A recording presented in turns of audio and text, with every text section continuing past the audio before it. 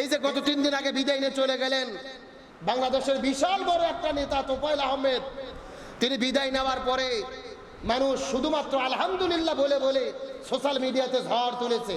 তো সেই তোফায়েল আহমেদ সাহেব গত 4 বছর আগে আল্লামা সাঈদীর জানাজা বন্ধ করেছিল।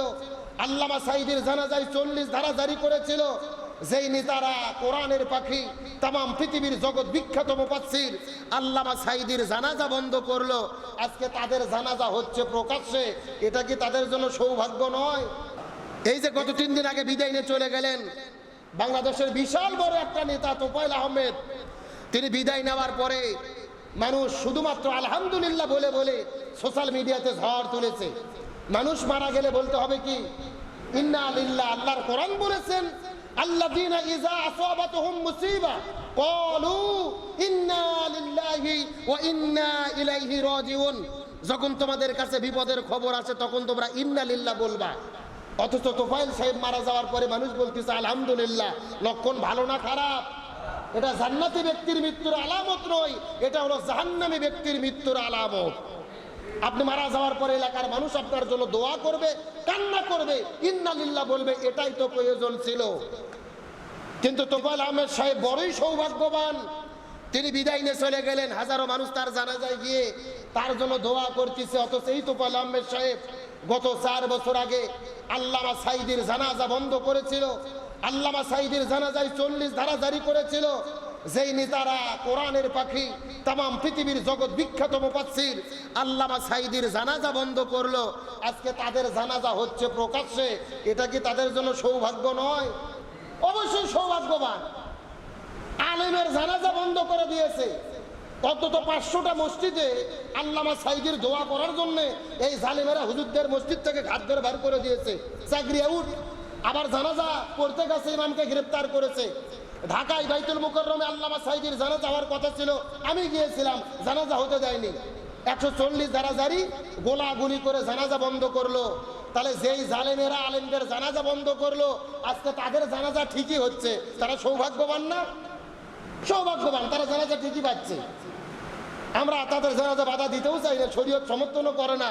একটা কথা আছে, কুকুরের কাম কুকুর করেছে, কামড় দিয়েছে পাই, তাই বলে কি মানুষ হয়ে কুকুরের পায়ে কামড়ানো শোভা পায়?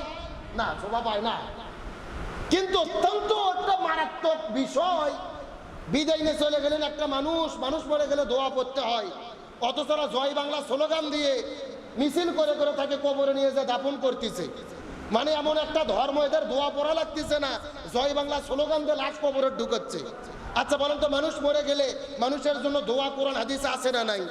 আপনি কালেমা পড়েন, মৃত্যু মানুষের জন্য দোয়া আছে, দোয়া পড়েন, তার নাজাতের ওসিলার দোয়া পড়েন। দোয়া বাদ দিয়ে আপনারা জয় বাংলা স্লোগান দিয়ে কবরে দিচ্ছেন না। এটা মুসলমানের স্বভাব হতে পারে না। আপনার দলের স্লোগান থাকতে পারে, মরার পরে দলের স্লোগান নয়, আল্লাহর স্লোগান দিয়ে দোয়া পড়ে মুসলমান দাবি করলে কবরে দিতে হবে। যে তোফায়েল আহমেদ সাহেব, হাসানুল হক রাশেদ খান মেনন, আমাদের বগুড়ার কৃতি সন্তান শহীদ আব্দুল মালিক ভাই, শুধুমাত্র ইসলামী শিক্ষার পক্ষে কথা বলার জন্য মাথার ভেতরে ইট দিয়ে বাড়িয়ে বাড়িয়ে থেতলিয়ে থেতলিয়ে, এমনকি ড্রিল মেশিন দিয়ে মাথা ছিদ্র করে কানা করে আমাদের বগুড়ার সন্তান আব্দুল মালিক ভাইকে শহীদ করে দিয়েছিল এই তোফায়েল আহমেদ সাহেব, হাসানুল হক রাশেদ খান মেনন। আব্দুল মালিক ভাইয়ের কি অপরাধ ছিল? অপরাধ একটা, 1969 সালে তোফায়েল আহমেদ সাহেব ডাকসুর ভিপি ছিল। ওই সময় পূর্ব পাকিস্তানের শিক্ষা ব্যবস্থা কি হবে, আব্দুল মালিক ভাই বলেছিলেন, শিক্ষা ব্যবস্থা যদি আমরা কায়েম করতে চাই, যদি জাতিকে পরিবর্তন করতে চাই, কোরআনের শিক্ষা ব্যবস্থা কায়েম করতে হবে। 90% মুসলমানের দেশে কোরআন সুন্নাহ ছাড়া সমাজ পরিবর্তন হবে না। কোরআন সুন্নাহর শাসনের পক্ষে, কোরআন সুন্নাহর শিক্ষার পক্ষে কথা বলার জন্য তাকে শহীদ করে দেওয়া হলো।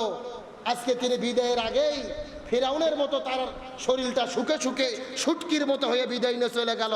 এগুলো কার ফায়সালা? এই জন্য যারা দুনিয়াতে নাস্তিক হয়, ইসলামের বিরুদ্ধে দাঁড়ায়, আলেমদের বিরুদ্ধে দাঁড়ায়, পৃথিবীতেই ফিরাউনের মতো তাদেরকে লাঞ্ছিত করে কে? এই জন্য আল্লাহর আরশের ছায়ার নিচে যদি জায়গা পেতে চাই, ক্ষমতা পাওয়ার পরে জালেম হওয়া যাবে না, ন্যায়পরায়ণ শাসক হওয়ার দরকার আছে না নাই? আমার বন্ধুগণ, মুসলমান ভাইরা গভীর মনোযোগ লক্ষ্য করুন।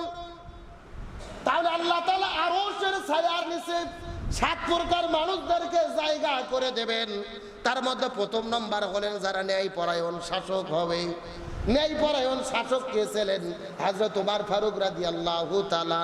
এর ইতিহাসের জীবনের দিকে যদি আমরা লক্ষ্য করে দেখি, অর্ধ পৃথিবীর খলিফা, আমিরুল মুমিনিন, খলিফাতুল মুসলিমিন হযরত ওমর ফারুক রাদিয়াল্লাহু তাআলা অর্ধ পৃথিবীর খলিফা হওয়ার পরে, বাড়ির মধ্য থেকে বের হওয়ার পরে ওই মদিনার অলি গলিতে ঘুরে বেড়াইতেছে। ওই গভীর রজনীতে দুঃখী মানুষের খবর নেওয়ার জন্য। জোরে বলেন সুবহানাল্লাহ। হযরত ওমর ফারুক রাদিয়াল্লাহু তাআলা অর্ধ পৃথিবীর খলিফা, মদিনার অলি গলির মধ্যে তিনি ঘুরে বেড়াইতেছেন গরিব দুঃখীদের খবর নেওয়ার জন্য। রাতের বেলা ঘুরতে ঘুরতে লক্ষ্য করে দেখে একটা বাড়ির ভেতরে ছোট্ট ছোট্ট কিছু সন্তান হাউমাউ করে কান্না করতেছে। এই সন্তানের মা বারবার ডেকে বলে, বাবা আমি চুলের মধ্যে রান্না করা শুরু করেছি, রান্নাগুলো রেডি হলেই তোমাকে খাবার দেব বাবা, খবরদার খবরদার, তোমাদের কোনো কান্না করতে হবে না। মার কথা শোনার পরে বাচ্চারা কিছুক্ষণ পরে কান্না বন্ধ করে দেয়, আবার কিছুক্ষণ পরে হাউমাউ করে কান্না করা শুরু করেন। হযরত ওমর ফারুক ঘরের দরজায় বাইরে রাস্তার মধ্যে দাঁড়িয়ে আছে। এই রকম বাচ্চারা কান্না করতে করতে রাত যখন গভীর হয়ে গেল, এই সন্তানগুলো যখন ঘুমিয়ে পড়লেন, সঙ্গে সঙ্গে তার মাটাও রান্না করা বন্ধ করে দিলেন। হযরত ওমর ফারুক চিন্তা করলেন, দেখি তো ঘটনাটা কি। তদন্ত করার জন্য যখন বাড়ির মধ্যে প্রবেশ করলেন, ঘরের মধ্যে প্রবেশ করার পরে লক্ষ্য করে দেখে একটা বৃদ্ধ মহিলা।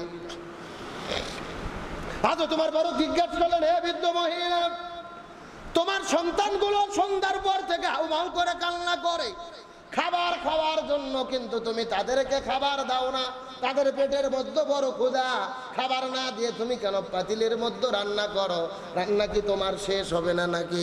সারা রাত পার হয়ে যাবে, তোমার রান্নাটা কি শেষ হবে নাকি? তোমার কাছে জানতে চাই। বৃদ্ধ মহিলাটা হাউমাউ করে কান্না শুরু করলেন। এ পথিক, আমি জানি না তুমি কে, তোমার বাড়ি কোথায় জানি না, কিন্তু তুমি জেনে রাখো, এই যে আমি পাতিলের মধ্যে রান্না করা শুরু করে দিয়েছিলাম, এই পাতিলের মধ্যে কোনো চাল নাই, ডাল নাই, রান্না করার মতো কোনো খাবার নাই। এই পাতিলের ভেতরে আমি কিছু বালি দিয়েছি, খোয়া দিয়েছি, মিথ্যা মিথ্যা রান্না করার আমি অভিনয় করতেছিলাম।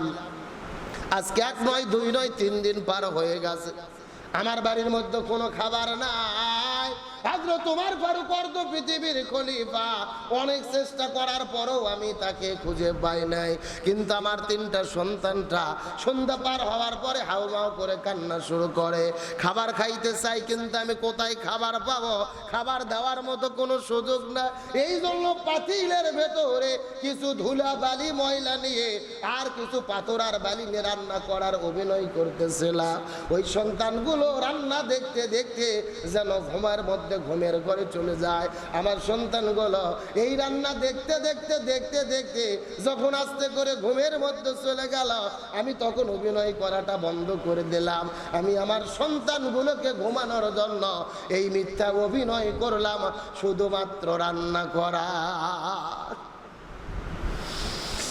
আমি তো 3 দিন ধরে আমার সন্তানের মুখে কোনো খাবার দিতে পারি নাই। আমি সন্তানকে কি বলে বুঝাবো, কি বলে সান্ত্বনা দেব? আমি বৃদ্ধ মহিলা 3 দিন ধরে আমার সন্তানদের মুখে কোনো খাবার দিতে পারি না। তার কারণ দুনিয়ার ভেতরে মা যদি খেয়ে না থাকে, বাবা যদি খেয়ে না থাকে, তাদের মনের মধ্যে কোনো কষ্ট নাই।